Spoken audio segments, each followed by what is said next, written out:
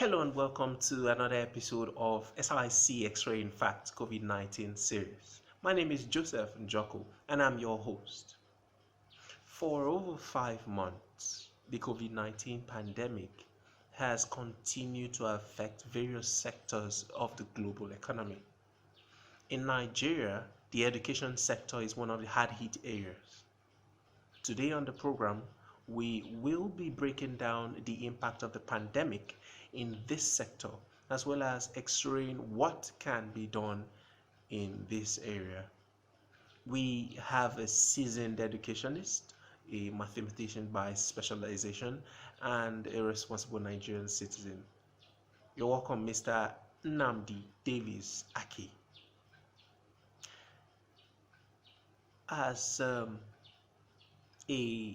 educationist, as well as a Nigerian citizen, how has the pandemic affected education in rural areas?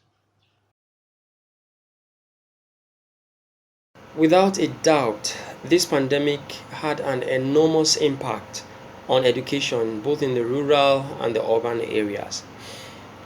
If you think about it, you would realize that a lot of, I wouldn't call it damage, but I would call it retrogression has actually taken place here.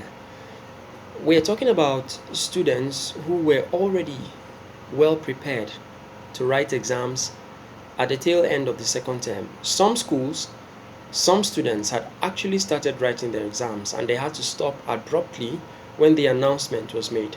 So this required that children return home and stay. And many of these kids didn't really understand what was going on. Let me give you the analysis. We're talking about pre-nursery, nursery, primary, secondary, and before you even come to the tertiary institutions. Some of these kids don't even understand what's going on. And there's a way the psychology of education is when it comes to the mind of the child. He might not be able to hold his carrying capacity, might not be able to hold for so long something that is not exercised. Now, what do I mean? They had prepared for these examinations and they were about to write down this examination. Now, that preparation was not just a one-day preparation, it was a series of days that required that the child continue to study and prepare for these exams. And what would happen when the child goes home? And because of the current event, which is the pandemic, everyone is focused on, of course, how to stay safe. What would happen to what this child has acquired? What will happen to the preparation he had made before so that he could write his exams? Definitely, many children would forget. Okay, so let's say many schools did the right thing by bringing about this initiative of online teaching, and of course, a number of parents keyed into it. So let's say a lot of schools actually did the right thing. Now, there's still a problem with that. We're talking about the rural and the urban areas here. These urban areas have a lot of advantage because we're talking about schools that are really well developed and with a number of children that have parents who are quite up to date, very well exposed, and well to do. And so when it comes to using electronic devices, giving the children electronic devices so that they can key into that online teaching, it comes off as very easy for them.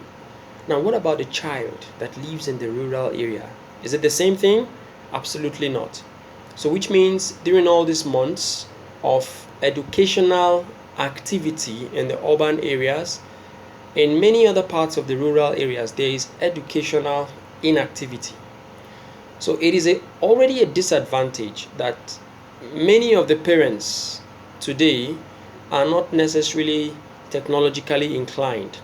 So many of them would even feel a little bit of repulsion to release their phones to their children or some other electronic devices for them to learn. Much of that is seen in the rural areas. So you get to see that there is no balance, and it's not everyone that is carried along, even in that online teaching initiative. All of this came about as a result of this pandemic. So if you ask me, I'd repeat it. Yes, it had an enormous impact in education in these rural and urban areas. Has it affected you professionally? Well, how the pandemic has affected me personally and professionally, I'd like to answer that question in two folds. I'm going to talk about the negative effect and the positive effect. You see, one thing in life that we all must understand is you you don't beat your chest and say once you have planned out for something, that's exactly the course it's going to take.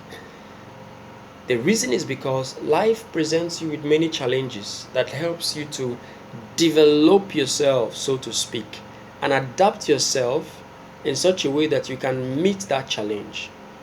Many of us never expected that this part of the world would eventually experience a lockdown. Some of us, though, did see some signs but never took it seriously. And so when it came upon us, we can say that it came unexpectedly. And so what do we do? Professionally, it really had a negative impact on many, many teachers. Now, just as I talked about a lack of balance in the first question that you asked me, there is also a lack of balance in this case. And what am I talking about? This is definitely this is a country where we have the private sector and we have the government sector, so to speak. And so we have public schools, we have private schools. That is what it gives birth to.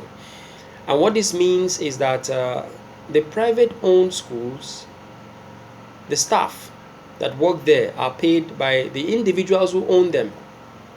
And while the public owned schools, those staff are paid by the government. Now, the government has a lot in its pockets to continue to pay workers that don't even do any work because they are the government. But what happens when you come down to those who work in the private sector? How do they feed? How do they continue living now that they have no jobs to do? The government doesn't fund private organizations. No, at least private schools. They may not have any reason to fund private schools unless there is some kind of special case involved. So these teachers are not expecting to be paid by the government. The private teachers, they are not expecting to be paid by the government. But those teachers that work in government schools expect to receive their salaries during this period of the pandemic.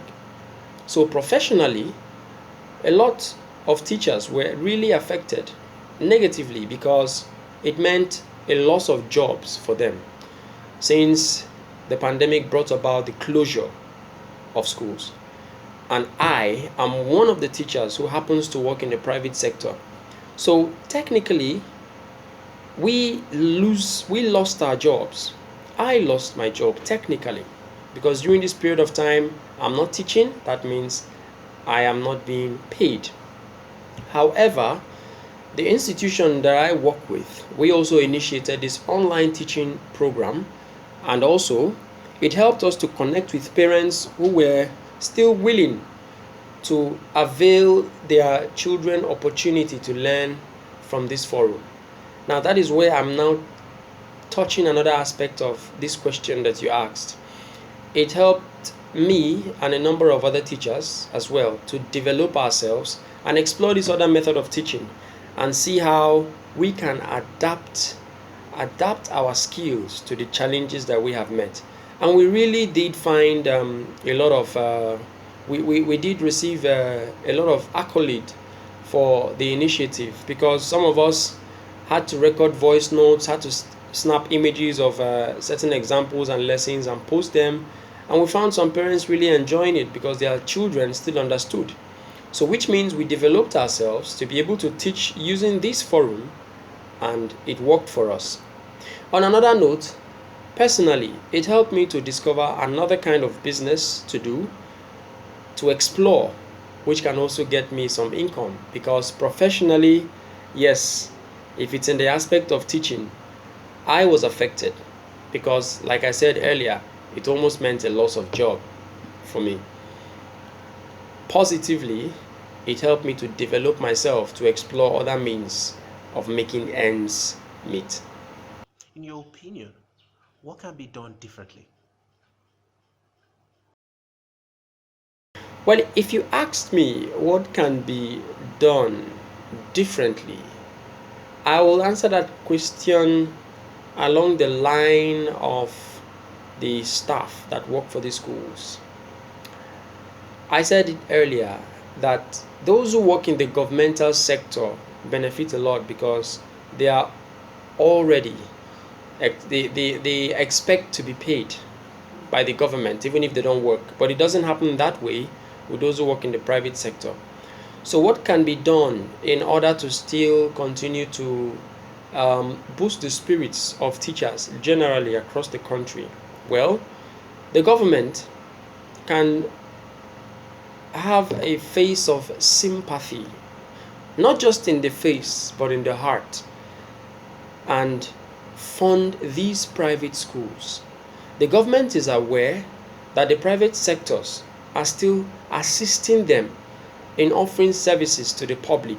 Hence, when this kind of situation comes up, it is imperative, it is almost imperative that the government take responsibility and fund private schools, helping them to still be able to stand on their feet financially.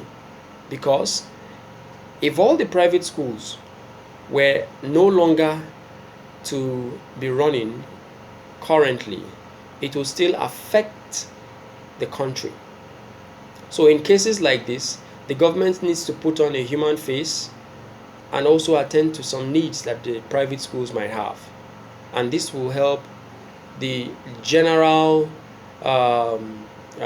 association of teachers, whether you're working in a private school, whether you're working in a public school, to continue to move, because these teachers are the ones. It is as if to say that the future of these children lies in the hands of these teachers.